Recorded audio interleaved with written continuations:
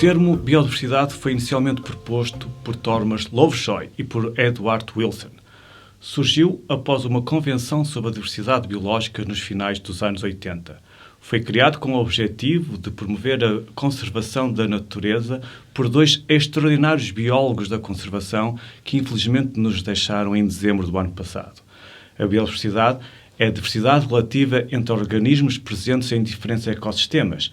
Esta definição inclui a diversidade dentro da espécie, entre espécies e a diversidade comparativa entre ecossistemas. A biodiversidade engloba, assim, três níveis tradicionais de diversidade entre os seres vivos. A diversidade genética, a diversidade das espécies, que é a diversidade entre as espécies, e a diversidade dos ecossistemas, da paisagem, que é a diversidade a um nível mais alto da organização, que inclui todos os níveis de variação, desde o genético até às paisagens. Tudo começa com a diversidade que existe ao nível dos genes, da informação genética existente em cada indivíduo, em cada espécie. A chamada diversidade genética, a diversidade dos genes. Sabemos que somos todos diferentes. Sabemos que não há indivíduos iguais. E isso deve-se à diversidade genética, à diversidade do ADN que está organizado nos cromossomas, no genoma. Sabemos que essa diversidade genética existe porque durante a reprodução podem ocorrer erros, as mutações no ADN, que podem passar para as gerações seguintes e assim se perpetuar ao longo de vários anos ou, pelo contrário, se extinguirem. É a diversidade genética que possibilita a capacidade adaptativa, isto é, a resistência a doenças emergentes, a resiliência às alterações climáticas ou a capacidade de sobreviver às modificações dos ecossistemas. Ou seja, se não existir diversidade genética numa determinada espécie ou numa população dessa mesma espécie, esta terá menor capacidade de resistir às adversidades ambientais, às doenças e assim terá menor capacidade de sobrevivência. Isto quer dizer que mesmo que existam muitos indivíduos de uma determinada espécie, mas que estes tenham uma baixa diversidade genética, significa que haverá uma menor probabilidade de sobrevivência da sua manutenção a médio ou longo prazo. É, assim, fundamental manter a diversidade genética, além de manter as diferentes espécies, e esta noção foi-nos trazida pela definição da biodiversidade. Além da diversidade genética, é importante existir a variedade de espécies. Este nível de biodiversidade é aquele que é mais perceptível, pois é o que está associado à diversidade biológica, à diversidade das diferentes espécies. Ou seja, um sistema com muitas espécies diferentes é um sistema rico ambientalmente, com uma boa saúde. É importante salientar que a formação das espécies deriva da divergência, da diferenciação genética, e que esta necessidade de tempo, de milhares de anos para acontecer, de existirem populações muito numerosas para ocorrer reprodução entre indivíduos que não sejam aparentados, para que possam ocorrer mutações e para depois estas serem transmitidas aos descendentes das gerações seguintes. Por último, as espécies estão incluídas nos ecossistemas e as espécies interagem entre si dentro dos ecossistemas. Assim, a biodiversidade inclui a diversidade dos ecossistemas, que é a diversidade das paisagens. Ou seja, as diferentes árvores, os arbustos, as plantas herbáceas, os musgos, os insetos, os caracóis, as aranhas, os peixes, os répteis, os anfíbios, as aves, tudo isto fazem parte da biodiversidade. Tem, assim, três níveis a biodiversidade. A diversidade dentro da espécie, que é a diversidade genética, como referi, a diversidade das diferentes espécies, a diversidade que existe ao dos ecossistemas, que é o terceiro nível, que é o nível mais elevado da biodiversidade. Desta forma, um sistema natural com elevada diversidade genética e com muitas espécies distintas é um sistema rico, é um sistema biodiverso. E estes sistemas naturais, felizmente, ocorrem com muita frequência em Portugal, sendo Portugal considerado um hotspot de biodiversidade. com o aumento da percepção que o ser humano está a destruir os ecossistemas, está a destruir o planeta, que está a provocar a extinção das espécies e que nunca se observou uma taxa de extinção tão elevada das espécies, aumentou a necessidade de se inventariar e monitorizar a biodiversidade para assim a preservar ou mesmo a promover.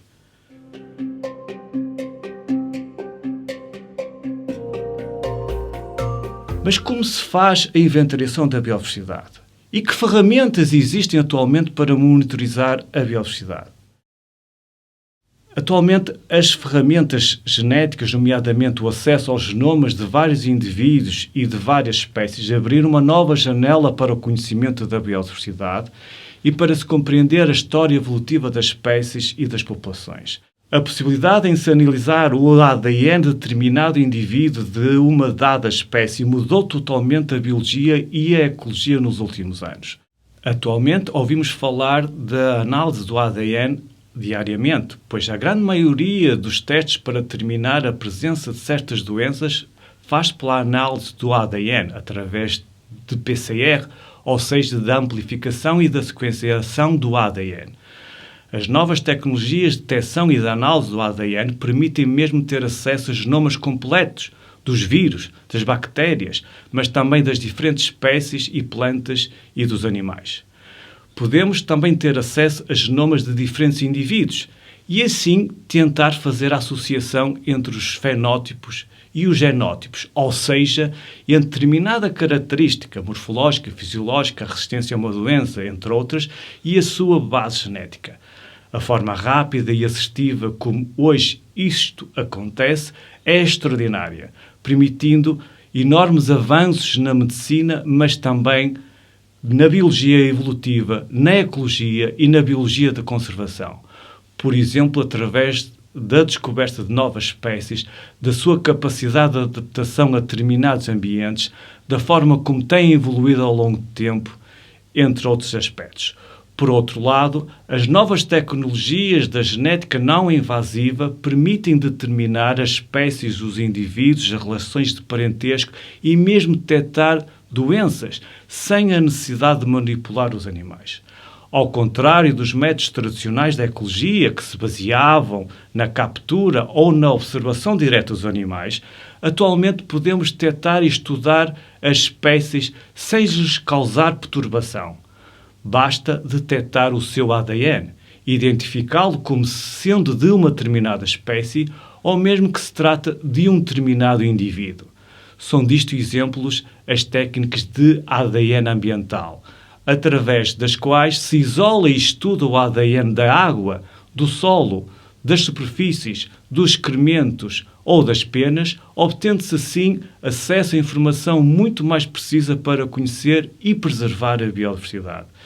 Para fazermos um estudo sobre a biodiversidade de um charco de água, não é, assim, preciso capturar e identificar todas as espécies que lá existem.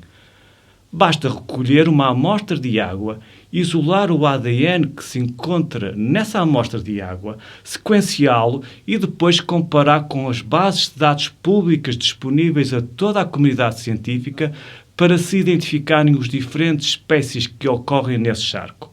O recurso ao ADN ambiental é sim uma ferramenta extraordinária para inventariar e monitorizar a biodiversidade, permitindo um enorme incremento no seu conhecimento, principalmente em zonas de difícil acesso e com uma variedade muito grande das espécies, pois necessita menos tempo, não está tão dependente de especialistas dos diferentes grupos taxonómicos, além de se causar menor perturbação nas espécies.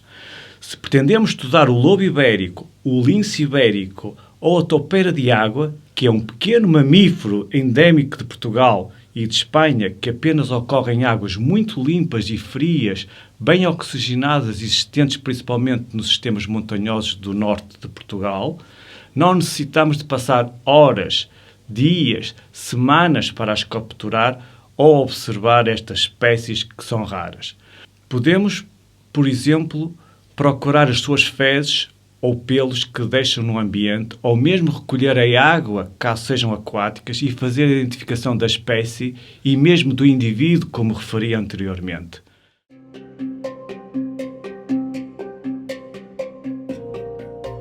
Mas não é apenas com a genética que as tecnologias de inventariação da biodiversidade têm avançado.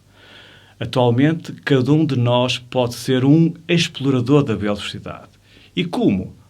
Usando, por exemplo, técnicas de armadilhagem fotográfica com recurso a câmaras com disparo automático ativado pelo movimento dos animais. Há cada vez mais modelos e cada vez são mais acessíveis a todos, que podem ser colocados nos jardins, nos terrenos, nas herdades, em vários locais. Ou mais simplesmente, retirando uma fotografia com uma câmara fotográfica ou mesmo com o telemóvel. E recorrendo a plataformas digitais com base de dados que possibilitam identificar as diferentes espécies. São um exemplo as plataformas FloraOne, para as plantas, ou o iNaturalist, para as plantas e animais. Estas plataformas vieram globalizar o conhecimento sobre a biodiversidade, constituindo uma extraordinária ferramenta para a sua promoção e preservação. Em resumo, temos atualmente ferramentas como nunca tivemos para inventariar, ou seja, conhecer a biodiversidade, mas também para a monitorizar de forma contínua e assim apoiar as decisões sobre a conservação da biodiversidade. Mas é preciso aumentar o conhecimento, difundi-lo e depois aplicá-lo, pois é fundamental preservar a biodiversidade, sem a qual a vida não será possível.